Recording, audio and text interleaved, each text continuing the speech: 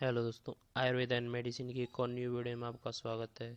हम बात करेंगे आज इंट्राकोनाजोल ड्रग के बारे में। सो इस चैनल को लाइक एंड सब्सक्राइब करने न भूलें। स्टार्ट करते हैं। इंट्राकोनाजोल इंट्राकोनाजोल जो ड्रग होती है वो 200 mg की फॉर्म में आती है। वो कैप्सूलर फॉर्म में आती है ये ड्रग।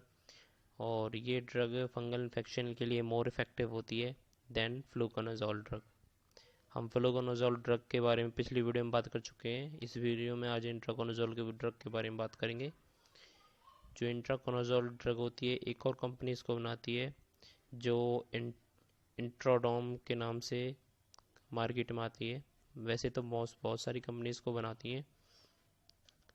इसके मैकेनिकल एक्शन और इसके ड्रग के बारे में बात करते हैं एंड इसकी डोज के बारे में बात करेंगे आज, इसकी सही डोज के बारे में। इंट्राकोनाजोल जो ड्रग होती है वो क्लासेस ट्राइजोल की होती है और ये एक सेल मेम्ब्रेन पर एक्ट करती हैं। It have broad spectrum activity than ketoconazole and fluconazole. जो इनकी ब्रॉड एक्टिविटी होती है इस ड्रग की, वो कीटोकोनाजोल ड्रग से और फ्लूकोनाजोल ड्रग से बहुत ज़्यादा अफेक्टिव होती है और इसका लेस साइड इफ़ेक्ट होता है। इट अफेक्ट इज़ फंजेस्टिक, मतलब क्या करता है कि ये फंगल की ग्रोथ को स्टॉप कर देती है। जो सारे एजोल होती हैं वो सारी इसी काम में आती है, वो फंगल की ग्रोथ को रोक देती हैं। It is more effective immuno compressive patient. ये बहुत ज़्यादा इफेक्टिव होती है, अच्छी ड्रग है। इम्यूनो कम्प्रोमाइज जो पेशेंट होता है, जो इम्यूनिटी कमज़ोर होती है, उसके लिए ये ड्रग बहुत इंपॉर्टेंट है, अच्छी ड्रग होती है। इसके मैकेनिज्म एक्शन की बात करें, जो all drug have same mechanism, all azole all azole have same mechanism but different chemical have different properties. क्या होता है कि जो सारे एजोल होते हैं उनका मैकेनिकल एक्शन तो एक है, बट क्या होता है कि जो डिफरेंट केमिकल्स होते हैं उनकी डिफरेंट डिफरेंट प्रॉपर्टीज़ होती हैं। उनमें से एक है इंट्राकोनाजोल, और बाकी एजोल की हम पिछली वीडियो में बात कर चुके हैं। इनका जो मैकेनिज्म एक्शन है बिल्कुल सेम है। ये लैंडोस्ट्रॉल को अर्गोस्ट्रॉल को में कन्वर्ट होने से रोक देता है, जिसे आप देख सकते हैं। लैनोस्ट्रॉल को अर्गोस्ट्रॉल में कन्वर्ट होने से रोकता है, जिससे वजह से सेल मेम्ब्रेन बन नहीं पाती।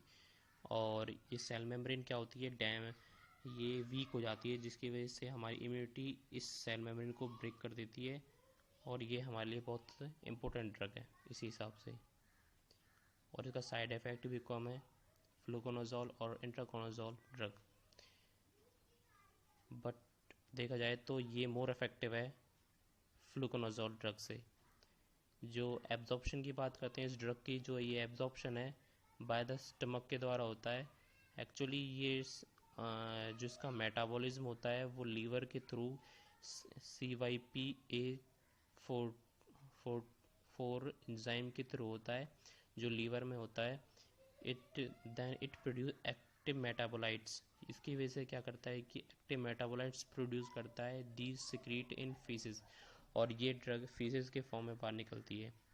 इसका हाफ टाइम देखा जाए तो इसका बॉडी में जो 24 से 40 घंटे होता है इसका ड्रग का। Drug absorb by gastric pH. Actually क्या होता है कि ये जो ड्रग होती है एब्जॉर्ब बाय गैस्ट्रिक पीएच के थ्रू ही एब्जॉर्ब होती है। मतलब क्या होता है कि जो फ्लूकोनाजोल ड्रग थी वो वाटर सॉल्युबल थी। वो तो क्या हुआ था कि वाटर में ही सॉल्युबल हुई थी, उसमें पीएच का कोई रोल नहीं था। बट यहाँ पे क्या है कि जो इंट्राकोनाजोल ड्रग होती है वो पीएच पर डिपेंड करती है। अगर पीएच कम होगा तो एब्जॉर्प्शन ज़्यादा होगा, मतलब एसिड ज़्यादा होगा तो एब्जॉर्प्शन ज़्यादा होगा। अगर पीएच बढ़ जाएगा तो एब्जॉर्प्शन भी इसका कम हो जाएगा। ये पर्सन टू पर्सन डिपेंड करती है ड्रग की मुख्य कौन से पर्सन पर है मोर इफेक्टिव होती है। अगर उसका पीएच कम है तो उसमें एब्जॉर्प्शन ज़्यादा होगा। ये ड्रग हाईली प्रोटीन बाउंडेड। ये ड्रग क्या करती है कि बहुत ज़्यादा प्रोटीन बाउंडेड होती है due to large volume of distribution.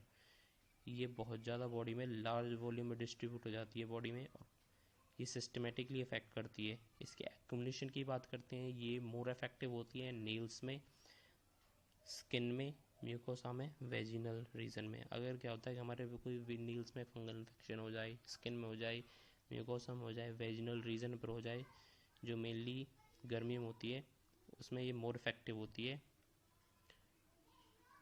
इसकी यूज़ की बात करते हैं। ये ड्रग यूज़ सिस्टमेटिक माइकोसिस में यूज़ होती है बट नॉट यूज़ मेनिंजाइटिस। मतलब क्या होता है कि जो CSF होता है उसमें पेनिट्रेट करने में पेनिट्रेट नहीं कर पाती, जिसकी वजह से ये ब्रेन फंगल इन्फेक्शन को ठीक नहीं कर पाती। बट ये सिस्टमेटिक अफेक्ट तो करती है, बट ब्रेन में इसका कोई रोल नहीं होता। ये ब्रेन बैरियर को पार नहीं कर पाती है ड्रग। बट फ्लुकोनाजोल जो ड्रग थी उसका ये एक इम्पोर्टेंट फंक्शन था, वो ब्रेन बैरियर को पार कर रही थी और सिस्टमेटिक इफेक्ट में इसका बहुत अच्छा रोल था। बट यहाँ पर देखते हैं कि इसका यूज़ होता है हिस्टोप्लाज्मोसिस में भी होता है, ब्लास्टोमाइकोसिस में होता है, स्पोरोक्रोइनिसोसिस में भी होता है। It uses rare fungal infection. इसका ये रेयर फंगल इन्फेक्शन में भी इसका यूज़ होता है, जो पैराकोकाई डायोमाइकोसिस और क्रोमोमाइकोसिस जो डिजीज़ होती है, रेयर इन्फेक्शन होती है, उसमें इसका यूज़ होता है। एक और इम्पोर्टेंट जो डिजीज़ होती है, ये क्या होता है, it also affect some relief in chronic aspergillus. मतलब क्या होता है, एस्पेरिगिलियोसिस एक डिजीज़ होती है जो बहुत ही क्रॉनिक होती है डिजीज़। इसमें क्या होता है कि ये ड्रग इसमें रिलीफ करती है। बाकी जो ड्रग थी, जो पिछली ड्रग थी, वो इतनी अफेक्ट नहीं कर रही थी, बट ये ड्रग इसमें रिलीफ देती है। डोज की बात करें हम, इसकी सही डोज की बात करें हम, जो बाकी जो सब डोज देते हैं यहाँ पर हम उसकी भी बात करेंगे आज। जो डोज होती है इसकी इंट्रोकोनाजोल से, वो 100 से 200 mg पर डे दे सकते हैं, इसको देते हैं, इसको देना चाहिए। अगर इसमें 400 mg हम इसकी, बट क्या करते हैं क्लिनिक में इसमें 400 mg पर डे के लिए दे देते हैं, सुबह शाम के लिए। बट यहाँ पे ऐसा यूज़ नहीं करना चाहिए, क्योंकि इसकी वजह से साइड इफ़ेक्ट देखने को मिल सकते हैं बहुत ज़्यादा। सो जो इंट्राकोनाजोल की ड्रग होती है वो 100 से 200 mg पर डे के हिसाब से यूज़ करनी चाहिए, डे के हिसाब से। बट क्या करते हैं कि यहाँ पर 400 mg अगर हम पर डे के हिसाब से यूज़ करेंगे तो क्या होता है कि इसके साइड इफ़ेक्ट देखने को मिलते हैं। इसमें क्या होता है कि डिजीनेस होता है, प्रियोरिटीज़ मतलब खुजली होने लगती है, उल्टा हेडेक होने लगता है, हाइपोकैलेमिया का मतलब होता है पोटाशियम जो लेवल है वो डिक्रीज़ हो जाता है बॉडी में। Liver damage reported in higher dose. अगर क्या होता है कि हम ज़्यादा डोज इसका यूज़ करते हैं तो लीवर जो होता है वो डैमेज हो सकता है इसकी वजह से।